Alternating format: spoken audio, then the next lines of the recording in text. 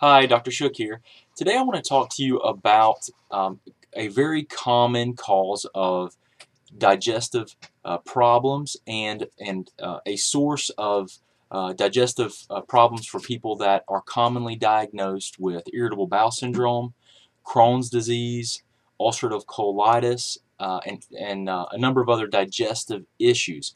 And what we're going to discuss is a group of sugars called FODMAPS. And FODMAPS stands for fermentable oligo, di, and monosaccharides and polyols. Now, that's a mouthful, but those are sugars that for some people are very difficult to digest. And the reason for this is because many people have an overgrowth of bacteria in their small intestine, and this is called small intestinal bacterial overgrowth. And this is something that we can actually test for in our office using specialized functional diagnostic medicine testing to determine if that is one of the reasons that you're having problems with your digestion. And a lot of these issues with bacterial overgrowth and digestive sensitivities to foods, they can result in bowel inflammation, which drives and pushes along autoimmune conditions and inflammatory conditions. So until you get to the root or the cause of a lot of these problems and you treat them appropriately, you're never going to have resolution of digestive issues, of inflammatory bowel conditions, of autoimmune conditions. And we find that the gut is the key area when trying to address these different types of problems. So what I want to share with you is a little bit more on the FODMAPs and some of the foods that these sugars come from. So one of the things that I want to go into is common restrictions on like a FODMAP diet. And the FODMAPs, again, are the sugars that people have difficulty digesting, and they can cause a number of symptoms from diarrhea to excessive gas and flatulence. But one of the common reasons for this is because, again, there's an overgrowth of bacteria in the small intestine, and that bacteria is an opportunistic bacteria that has taken hold for whatever reason, dietary, or it can be use of certain medications that actually destroy a lot of the bacteria, and then you have this overgrowth of the opportunistic bad bacteria. And these bacteria, what they do is they pull, when these sugars pass through the intestinal tract, they pull water into the intestinal tract.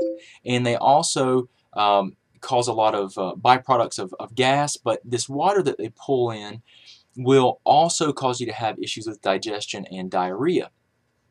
So some of the sources of these sugars is what I'm going to go into. As a general rule, people that have FODMAP issues or FODMAP sensitivities to these sugars should avoid gluten and unfermented soy products, peanuts, and nightshade vegetables. And nightshades are a group of peppers and tomatoes, eggplants, and there are several there that can cause a lot of issues. And these tend to contain those sugars, and these are generally inflammatory foods anyway. A lot of times you can have a little bit of lemon and lime, but the high sugar fruits that have high sugar content, honey and agave nectar, are things you want to avoid because those are very high in the sugars. The fructans, which are part of those FODMAPs, the fructans are actually a type of fiber, which in people that don't have an overgrowth of this opportunistic or bad bacteria is actually great for their digestive tract. And these fructans are called prebiotics. Now, not probiotics.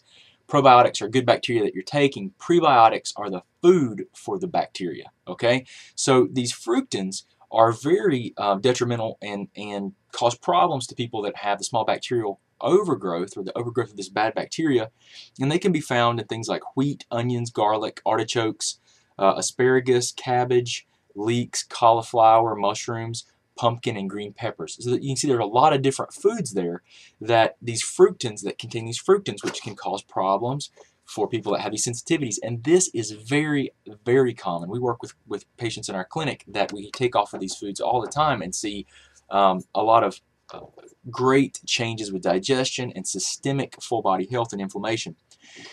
Galactans are another type of carbohydrate. Now, these are the types of carbohydrates, and remember, carbohydrates is sugar, that are found in beans, lentils, and legumes. Now, these are all those, these are people that say, I have excessive gas when I eat beans. Well, one of the reasons is because these sugars are being broken down by the bacteria in the gut, and it's causing a lot of these digestive issues and excessive flatulence. So that can be a sign that you have an overgrowth of this bad bacteria in the small intestine.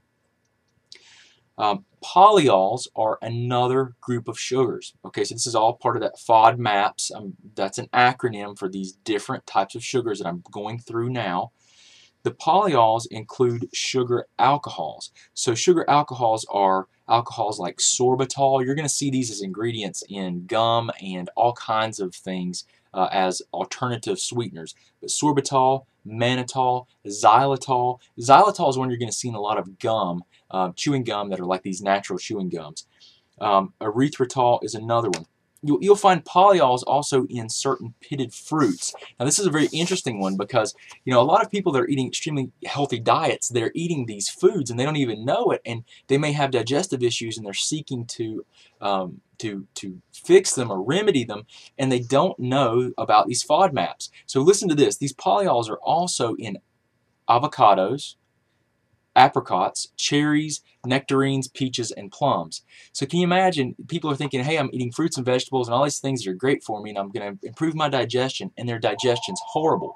And one of the reasons for that is because they have this small bacterial intestinal overgrowth, which you can address numerous ways, but you need to be able to get to the cause of your digestive problem and understand the cause so that you can treat it properly, because there are strategies that we can use to help you with this.